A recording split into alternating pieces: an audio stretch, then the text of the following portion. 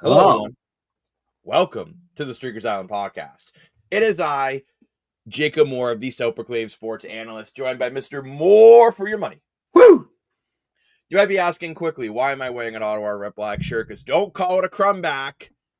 Hell of That's a pretty game amazing. to kick off the CFL week on Friday night that I watched on Saturday morning when I got home from work at midnight.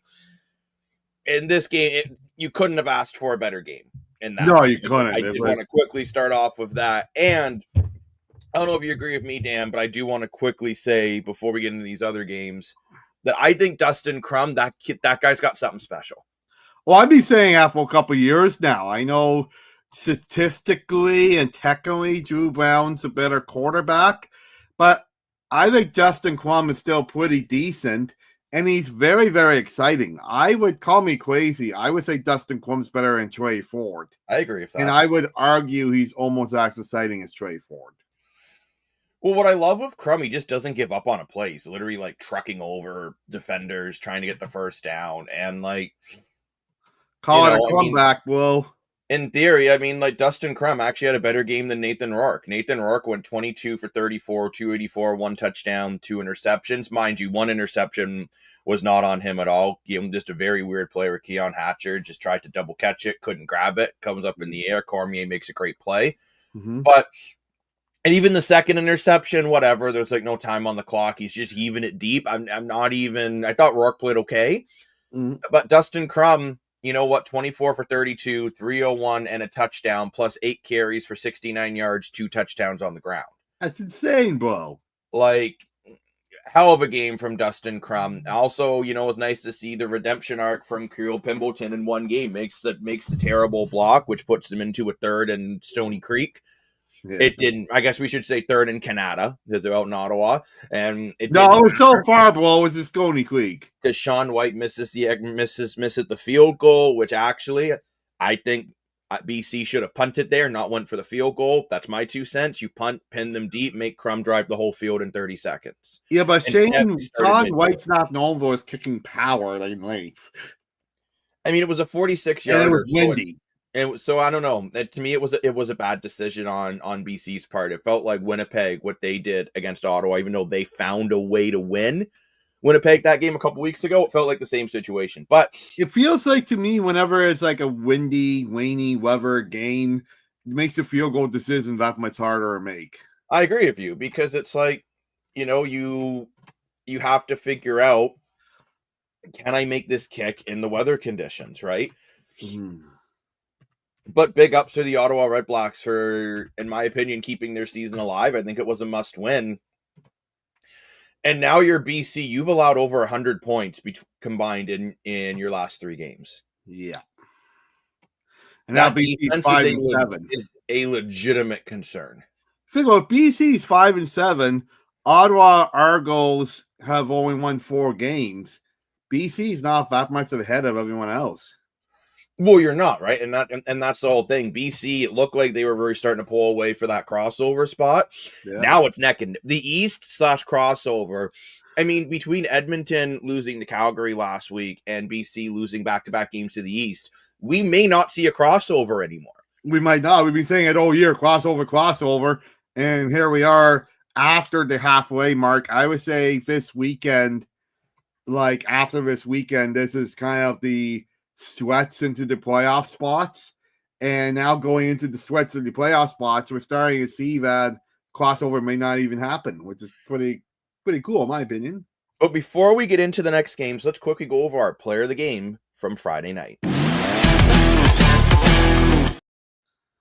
My player of the game is Kirill Pimbleton. The whole redemption arc. Yes, he had the terrible block, the illegal block from the back, but you know, the big return off the field goal, the explosive play off the dime pass from Dustin Crum, multiple really good kick returns. When you're your main kick returner and still put up 95 yards on the offense, I imagine that's like Janarian Grant for the Argos also being your leading receiver.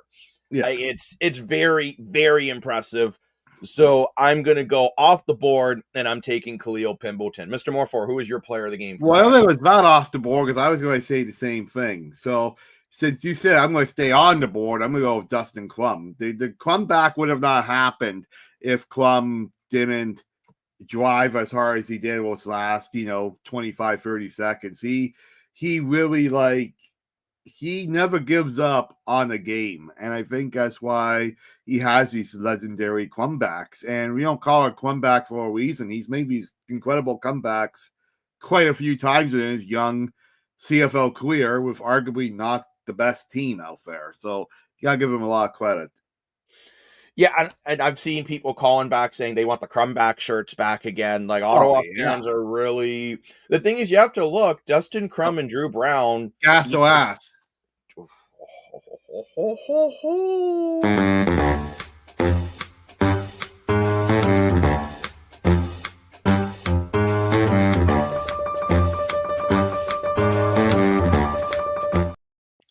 Gas or ass, depending on the next couple weeks go, you somehow make a playoffs.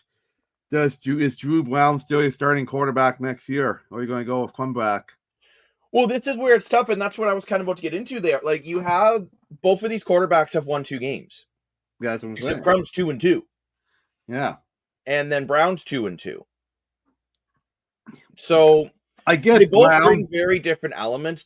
Drew Brown is a guy that can throw 400+ yards in a game. Mm-hmm. However, Dustin Crum is a guy that when you desperately need a first down and nothing is open, he gets it with his legs. Right. Look, if it's me, I am considering an Ottawa moving on from Drew Brown next season just because of unfortunately, the man's not durable. And that would be my thing. Dustin Crum takes these massive hits and just jumps up like it's nothing. And I think Dustin Crum's pocket presence has improved drastically. Oh, you wouldn't see Dustin Crum back in 2023 throw for 300 yards. Mm-hmm. Right? And now he's able to do that. So he's got a cannon of an arm. He's learning how to read defenses a lot better. And he's managing to not always just pull down the ball and run in those situations. Sometimes now he is. Even one of his big runs yesterday, he was looking downfield, pump fake, froze the defender, and then he was able to get a big chunk of yardage after he plows over Williams Sr. And I mean, something to see. So, yeah, I'm going to say right now that's gas. I think there is a possibility, Ottawa, if Crum continues to do what he's doing. Drew Brown with that knee injury, we don't know when he's going to be back. I mean, Ottawa's got BC again next week. If they beat BC again, all of a sudden Ottawa's tied with BC. You got to look, if both Toronto and Ottawa win next week, all of a sudden BC's not in a crossover position anymore. Well, I totally agree. And now to make things even crazier, I think in the offseason, depending if Winnipeg wins the Banjo Bowl today, I think this is 1,000% must win. If you don't win, the season's done, in my opinion. Because if you don't, okay, maybe you can squish into a playoff spot, and that's cute and all. But this is a dynasty team. They're hosting the Grey Cup. They need to get to the Grey Cup. And in my opinion, if they don't win this game today, it's going to be much more difficult to get the bye week and not to get home field through the whole time. So getting it through the Grey Cup's going to be a lot more difficult. Well, you got to. What I'm saying is, if they lose this game, I think it's a good possibility in the offseason Winnipeg calls back Ottawa and gets Drew Brown back as a Blue Bomber. Well, and the thing is, you know what? There are going to be some quarterbacks potentially available. We don't know the quarterback situation in Toronto. That's a discussion we've had on this podcast quite a bit, and it's really been buzzing around social media between Chad Kelly and Nick Arbuckle. And if let's say Toronto moves on from one of those guys next year, a team may go for either one, whether it's Chad Kelly, who's won an MOP, or Nick Arbuckle over the stretch of 6 weeks is playing, truthfully, the best football he's played in his entire career. Literally. And, you do look at Winnipeg, we don't know if Winnipeg will keep going with what they're going, but we have a surprise here on the island. Dan looks shocked. Like, look at Dan's face. We're joined by Key. How's it going, Key? Hey. And yes, I did catch my flight, Jacob. Thanks for asking. Flight. He ate airplanes. Wait. If you caught your flight, how big of a bag did you need to take with you to catch the whole airplane? I didn't have a bag with me. Then how'd you catch an airplane? I was flying from Toronto to Toronto because Dream Logic, and you were at at the airport, there was a racetrack. You and Dan were at the racetracks, and nobody would help me find the terminal. So you're like, okay, Dan, I'm going to help her find the terminal. I'm so confused. What's going on? And then you sent me with like a friend of yours that was being a jerk. Was the friend Lane? No, I'm kidding. No, it wasn't. What's happening? Dan's it's a dream. It's a dream, Dan. Oh, okay. That makes more sense. Okay. But we were just about to get into the Banjo Bowl here, and thank you for coming on the Streakers Island podcast powered by Streakers Gaming. But we're just about to talk about the Banjo Bowl right now. And Dan is saying he thinks if Winnipeg loses this game, their season is apparently done, even though they're still in a playoff spot, which I think makes absolutely no sense. What? I think maybe this means you have no chance at getting home field in the playoffs. Home with field? The way Calgary is surging. And Winnipeg, though, even though they lost Labor Day, I don't think it was like a huge momentum killer because I thought they played really well. So it sounds like Dan thinks they need home field in order to win a game, and I don't think that's necessarily the case with Winnipeg. I don't think it is either. They're a veteran team. I think maybe Hamilton needs home field. I love Bo, but I think he needs his people cheering for him. Well, I think for Hamilton, they need to take a note to what Ottawa was doing last night when they took a lead with 17 seconds left. And yeah, they were celebrating, but then they were laser focused right after. Oh yeah, exactly. It was good for Edmonton. It was not good for my points, but I'm not making the playoffs anyway, so I don't care. But I mean, now you know we have three interesting games today. I will say, I think the most interesting one is going to be Saskatchewan versus Winnipeg. I mean, obviously the Battle of Alberta is always entertaining, and Edmonton's going to be looking for. I'm just going to say it straight up. Edmonton's looking for some revenge because unfortunately, that last game for Edmonton did not go very well, and I think Cody Fajardo and the Elks are really going to be looking to push the ball down the field, and they did just sign Jordan Williams, a former Toronto. I mean, Edmonton loves to get the Toronto Argo players. I gotta say, why not? They keep winning. Are we going to be looking for revenge, or are we going to be taking comfort in darkness? I hate to say it. I think for Edmonton, this might be kind of this is a must win. I have a gas so ass. If you need to do that, just go to the bathroom. Go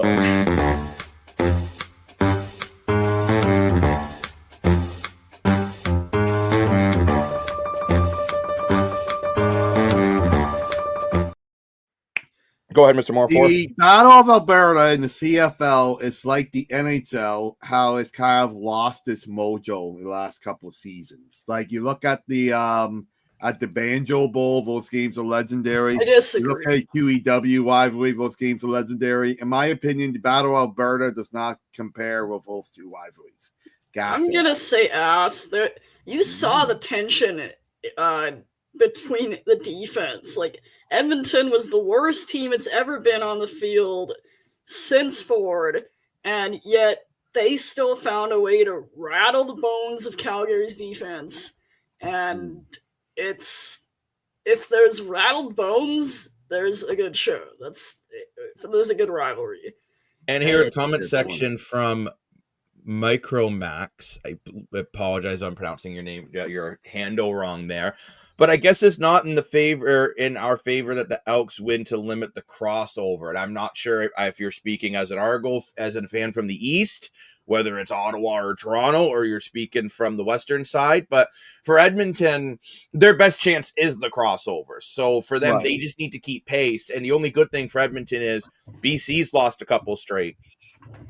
I don't think it's time, Dan. I don't agree with you to hit the panic button saying that the Battle of Alberta's lost its whatever. There was still a lot of pushing and shoving in that game. There was a lot of animosity, and I think Edmonton is going to come out a lot stronger this game than they did the last one. But if you're looking at Edmonton not having a has to win this game. crossover, if you're an Eastern fan and you don't want a crossover, you want Calgary to win. If you want Edmonton to get a chance for that crossover, this is one Edmonton needs with the way Toronto is surging.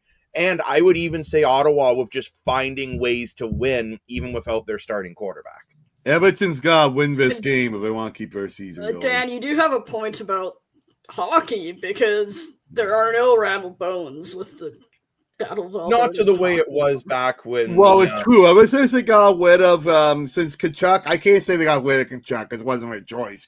But since Calgary left Tkachuk, since Tkachuk left Calgary, and since Edmonton got rid of Zach Cassian, Argos! As an Argo fan, which both more and I are as well. I'm just wearing a red black shirt after the Crumback last night. But yes, as an Argo fan, you would want Calgary to win this game. It just gives you a better chance of not having a crossover. However, Toronto right now, they're not just looking at a crossover. They are still looking like they have a chance to come back in the East and get second and host a playoff game again. As crazy as it sounds, yeah. Behind Montreal, and I can't believe it. Montreal is starting James Morgan again. I am shocked. Why? Personally. And I hate to say this as an Argo fan, you actually want Hamilton to win this one because you have a better chance of catching Montreal. That makes no sense. Cameron Dukes on the bench, he was a former Argo at 3-2 last year, who played pretty decent. And then you got the other quarterback you got that was pretty Shea Patterson, who had multiple over 300-yard games with the Riders. Yeah, so why sign these two guys? I don't understand this. Because you went out and got two guys who have won games in the CFL. I get right, and especially I'm going to say especially to Cameron Dukes, because Cameron Dukes, I think the only reason why he lost his starting job in Toronto was just that as Nick Arbuckle was just getting more and more comfortable. Nick Arbuckle had the experience down the stretch. Nick Arbuckle could just spread the field a little more than Cameron Dukes, but Cameron Dukes is super mobile. He's very similar to Caleb Evans, who your offense is kind of used to as your short yardage guy, who also came in a starting capacity at times for this team. I really feel it makes no sense going with James Morgan. I think Captain Morgan. I honestly, if Hamilton loses this one, I would be very concerned if I was a Ticats fan, which I almost threw up in my mouth saying Ticats fan, and if I was. But I'm sure, Key, you feel the same way if you said if I was a Stamps fan. So, but you're looking at Hamilton, right? And I think they were really knocked down a peg after Labor Day. I would think Hamilton, so. I'm expecting a statement game from the Ticats. I'm expecting Bo Levi Mitchell, no more ice in your veins when there's time on the clock. Just go out there. When I'm saying that, by the way, Bo played a phenomenal game. He did. I still feel right now he is the leader for the MOP out of the East. I think Nick Arbuckle. I'll give Nick Arbuckle. Arbuckle's right behind him. If Ryan Dinwiddie, I'm just going to say it, does the right thing and sticks with Nick Arbuckle. It's interesting. Guy right now. When Bo Levi was injured in Calgary, Arbuckle was who he was scared of. He was fearing for his career there, and now they're kind of battling. So it's 100%. Arbuckle has been I talked about this in the island before, but he's been underrated for the past, I would say, 5-6 years. If it wasn't for the COVID year, the Argos got Arbuckle as the starter, and Buffalo Thompson was supposed to be the backup. And then what happened, unfortunately, Arbuckle got injured after a big win against Winnipeg, and MBT just never really looked back. No, MBT he was also supposed to be the Ottawa Red Black starter at one point, and then COVID happened. So, unfortunately, for Nick Arbuckle, the cards have just been stacked against him, but he has really ran with the opportunity, and we'll definitely talk about this more next week, leading into the Toronto-Edmonton game. But I think Toronto would be foolish to go back to Chad Kelly right now. And that's nothing against Chad Kelly. I love Chad Kelly. On paper, if you go attribute for attribute, Chad Kelly is a better quarterback than Nick Arbuckle. Yes. However, Nick Arbuckle is on a run of his life. This offense is rolling. Mhm. I think you look what happened to the BC Lions last year. Vernon Adams Jr. was on pace for just around 6,500 yards. He was absolutely ripping everyone apart. Then he gets a little banged up. Nathan Rourke gets sick and tired of holding a clipboard, comes back to the CFL. Then when he does, like, I understand playing him well, Adams is injured, but Adams gets healthy again. They keep giving Rourke the games. The offense never gets going. They lose home field. They go out the first round. Exactly, 100%. Because When they're hosting the Grey Cup, playing Saskatchewan in the playoffs, you do not want to play them at Mosaic Stadium. I do really feel the only team that can handle that noise is probably Winnipeg. Yeah, for sure, because Winnipeg's louder. Well, and not just that, those players have been to the Grey Cup 5 years in a row. Yeah, exactly. Like, they have, you know what I mean? Like, it's a different situation. And I mean, Toronto's not going to cross over in the West. That'd be insane. But like a team like Toronto as well, just because they have that championship pedigree and they've been to the Grey Cup twice in 3 years and winning 2 out of 3. They say 2 out of 3 ain't bad. So, but before we're getting now close to, we're about 20 minutes away from kickoff in Montreal. So let's grab our cell phones, dive into the Streakers app, and start making our picks.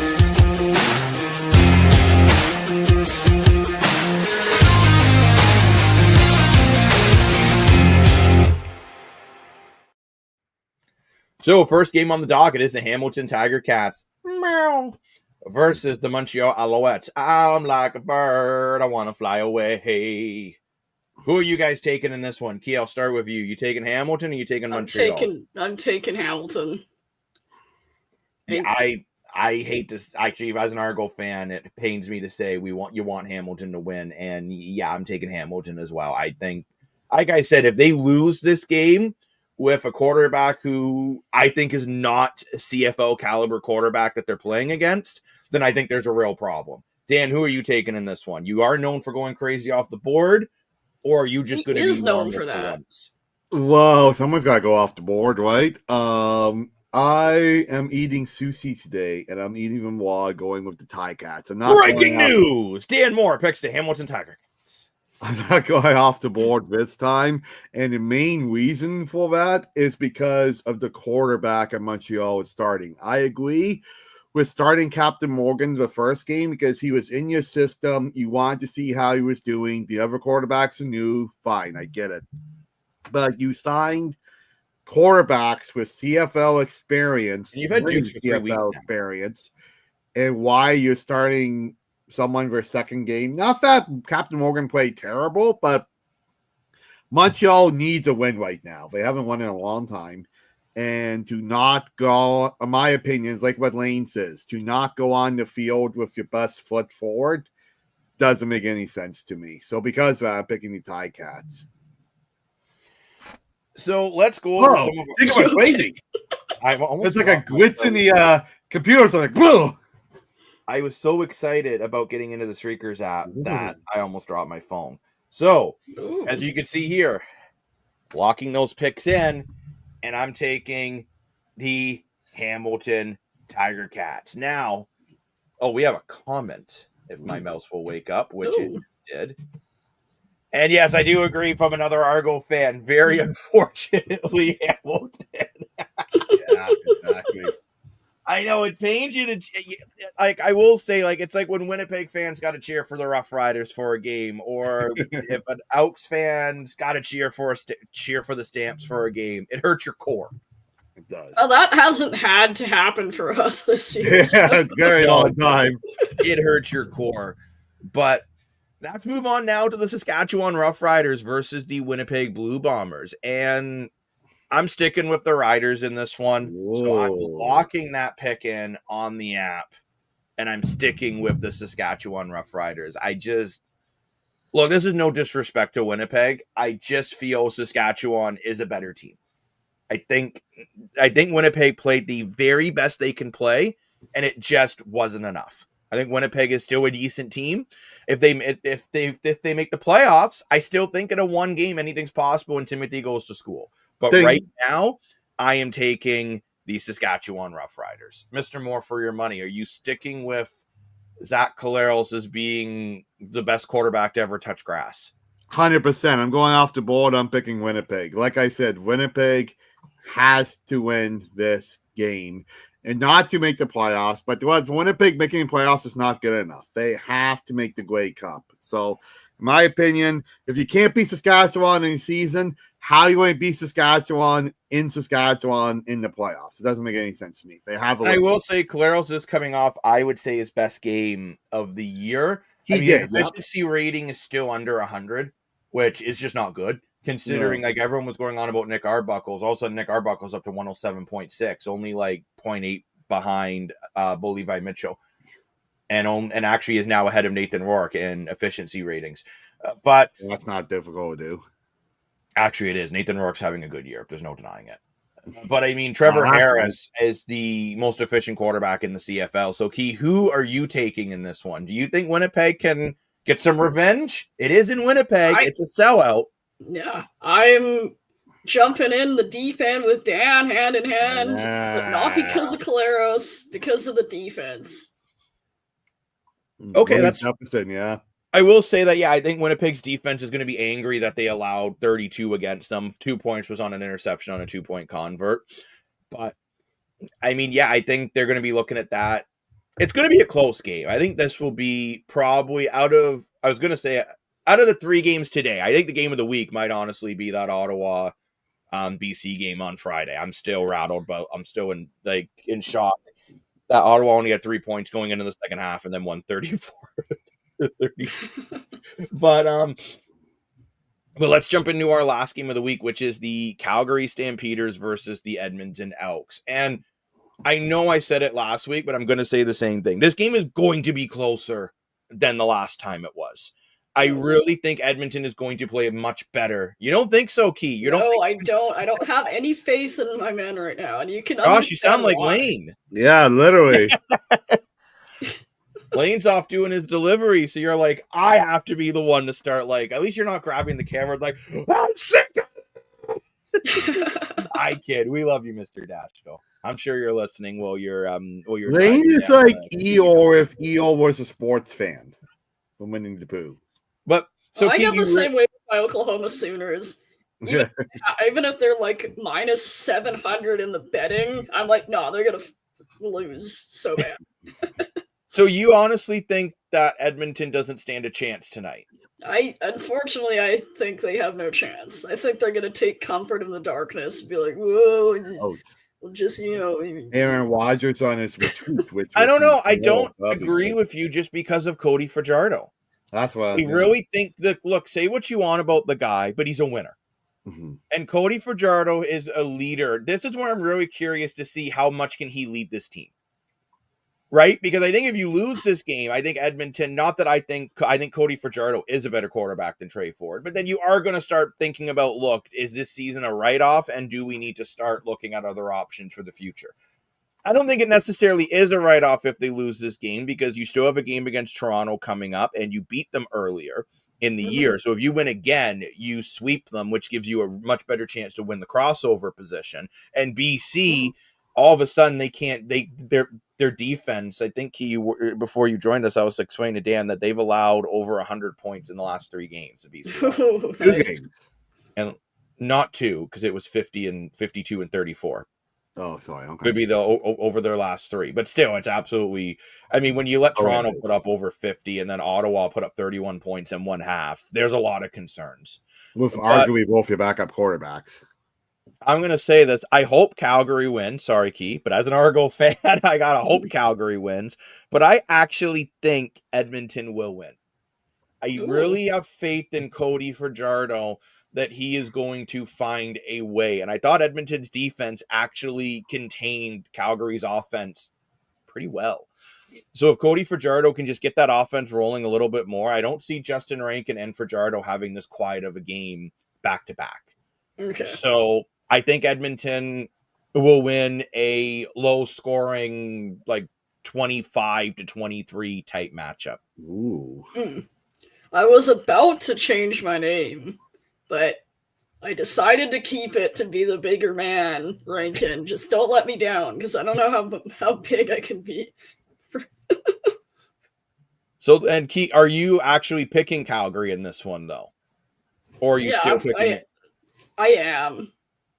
I mean, that's the logistic smart pick. I guess I'm just a dope. But Dan, who are you taking? I'll be a dope with you. I think Edmonton has to win this game today. I think if Edmonton does not win this game, I think the season's done. And I think if Cody Fajardo, I feel like wake up. There you go. I want to wake. He's allergic to his own pick. Yeah, literally. I think if Cody Fajardo loses this game, I think they go back to Trey Ford for the weeks after. No. And I really do. I think we're going to go back to Trey Ford. I don't think they will go back to and Trey Ford. And decide in the offseason rather if they're going to stick with Trey Ford or move forward with Cody Fajardo, because obviously these two as a tandem did not work. Honestly, I don't think you go back to Trey Ford until if and when you're mathematically eliminated. I think they're basically done if they don't win this game. No disrespect to Trey Ford, Cody Fajardo was a better quarterback. So I get that, but if you can't beat Calgary, what's the point? Dan, no one can beat Calgary. No, but you're going to face Calgary at some point in the playoffs. Okay, but then that's not Edmonton's. Let's not necessarily. Here. Calgary would get a bye. And then, let's be honest here. Saskatchewan will get the bye. Edmonton was not. I still think Calgary can catch Saskatchewan. But Edmonton was not built this year to win a Grey Cup. If they make the playoffs, this year's a success. Mm-hmm. Yes, it is. Yeah, I get that. So you're not thinking about can we beat Calgary in the Western Final. Right now, you're like, can we squeeze in? And under Cody Fajardo, I think you have a chance. So, and you look at Edmonton's schedule ahead, right? You have Toronto, Edmonton, Saskatchewan, Winnipeg. So, okay, the Saskatchewan's going to be a tough one, but Toronto, Hamilton, and Winnipeg, those are all winnable games. Well, that's why I know. But even if you lose this one to Calgary and then you go three for 4 in your next 4. Bro, Edmonton's got to win. I'll tell you why. Because we're competing against Winnipeg and BC for that third spot. But Dan, you're playing both. You're also playing. I don't like Nathan York. BC still a very good team. But Dan, you're also playing BC on October 17th. So, like, if Edmonton can, wow, leave it to you last week in October. I sure don't. Realistically, the good thing is for Edmonton, the teams. This is the beautiful thing with a 9-team league. As much as we all gripe, then we wish there were more teams. This is a league where you know what teams can make a comeback, and because Edmonton, if you beat Toronto, Winnipeg, and BC, and that's the teams you're chasing, all of a sudden maybe you got a shot. Look, it's obviously they want to beat Calgary. Your goal is to go 1-0 every week, but Calgary's got a tough defense. I think they just need to get Justin Rankin going more and just get that offense rolling and take a little bit of pressure off of Cody Fajardo. As much as I think Cody Fajardo was playing very well, it would be beneficial for him to not have to drop back 30-40 times a game, right? So time will tell. But so you know what, I think we're going to see a lot of really good football today. I do think truthfully the game I'm most looking forward to is the Banjo Bowl. That game's always so much fun, and we know Winnipeg and Saskatchewan hate each other. Yes, the Banjo Bowl is way up in my opinion. It's way up there with the QEW rivalry. It's one of the best games of the season. And quickly before we go, we should mention the Toronto Blue Jays. Literally, I was just looking up 105 against the Yankees. They're starting right around the same time. I'll be honest, no disrespect to the Jays. I'll be flipping back a little bit, but I'll mostly be watching football today. But the Toronto Blue Jays, humongous game. And a shocking turn of events after the way they've been struggling. They just went to New York in game 1 and just kind of destroyed the Yankees 7-1. Yankees, again, a lot of errors, right? I mean, technically, according to the rundown, they had no errors. I don't agree with that because I have eyes. And I saw Aaron Judge deciding just to lob a ball back in instead of trying to pick the guy out at second. Then you also saw between Judge and their second baseman, I forget his name, but there's a pop fly. Yeah. It looked like they had it that he just went, and then it was gone. And also, too, big ups to Kevin Gausman, which you remember in the pre-record, I said if Kevin Gausman can go 8 innings, which he can, the Blue Jays have a very good chance of winning that game. And he did he? He did. He went 8 innings, 4 hits, 1 earned run, 5 strikeouts, and then Fisher finished off the game. So, do you know what this means? This means it's easier to find free parking in New York over Toronto. I think it means too. Kevin Gausman, I think you may argue is the Blue Jays' best.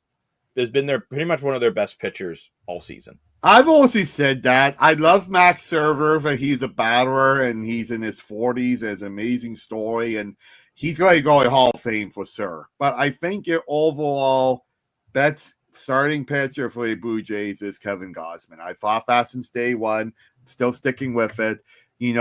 Barrows and Bieber's looking really good, but he's just coming back, so give him some time. Especially from that Tommy Johnson surgery, and the more I was reading into that, I think that's why they're not letting Bieber stick in quite as long. I mean, it's amazing that Bieber's even playing. And let's not just that he's playing, but he's playing at such a high level. But today for the Jays, it is Chris Bassett coming in and inconsistent, but he's had some really good moments this year with a record of 11-7. 4.10 ERA and 150 strikeouts, and the Jays 154 strikeouts. Sorry, and the Yankees are going with Lewis Gill, who I'll be honest, I don't know much about because he hasn't done much in the MLB. He's only 2-1, 3.68 ERA and 29 strikeouts. So, well, maybe the Yankees are doing it on purpose, right? Because you look at it as a hitting position for the Jays. They will study for pitcher in other games and see, okay, what type of curveball is he going for? What type of strike is he going for? This kind of thing. And this guy being more of a AAA pitcher, the Jays don't have much research on him. They don't have much tape to look at him, right? So maybe the Yankees are doing that on purpose, kind of throwing a surprise there. Because he's only played 29 innings of baseball this year in the MLB. Right, so give him a chance. Give him 1 or 2 innings and see what he can do. If it's a complete disaster, and go to your bullpen. But I mean, let's once again grab our cellular devices and let's jump in the Streakers app and make our picks for the Jays Yankees.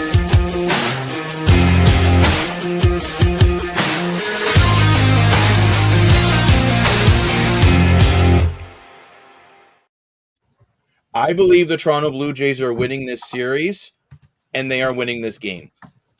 Yeah. I think the way the bats are flying, the way the defense is starting to play really well, I think this is going to be a good Chris Bassett game, not a bad Chris Bassett game, and I'm taking the Toronto Blue Jays. Dan, who are you taking?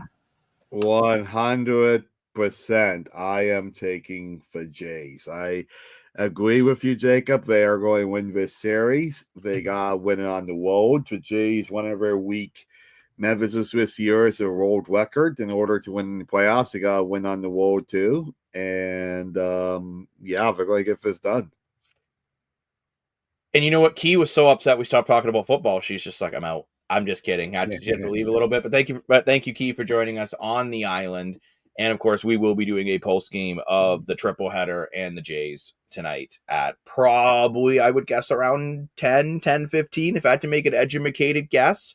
And first day of Sunday in the NFL schedule coming up tomorrow, too. So yes, and there are some big games. And actually, we have a little bit of time. So let's quickly talk about I was going to say. The Chiefs blowing that game. And actually, I want to more talk about no NFL games tonight. That's interesting. They don't usually play on Saturdays. I thought it might be one game. No, usually the CFL and the NFL try not to play. A gentleman's agreement. Awesome. So Dan, I don't know if you saw Taylor from the Chiefs went offside twice. One of the offensive linemen on the Chiefs, and Travis Kelce decided to headbutt his own teammate. Ouch. On top of that, Travis Kelce ran and Chandler Worthy. Well, one of them didn't run the route right. Kelce plows into Worthy, and now he's out with a shoulder injury. So now you have no Rice from the suspension, no Worthy from your own player injuring him, and then Travis Kelce headbutting your own player. I'm going to say this. You know what, Kelce? Maybe you need to listen to your fiance. You need to calm down. Like I said, I think Kelsey's too. No. I'm going on a quick little rant here, Mr. Morford, before we go. Number one, Andy Reid, you're an idiot.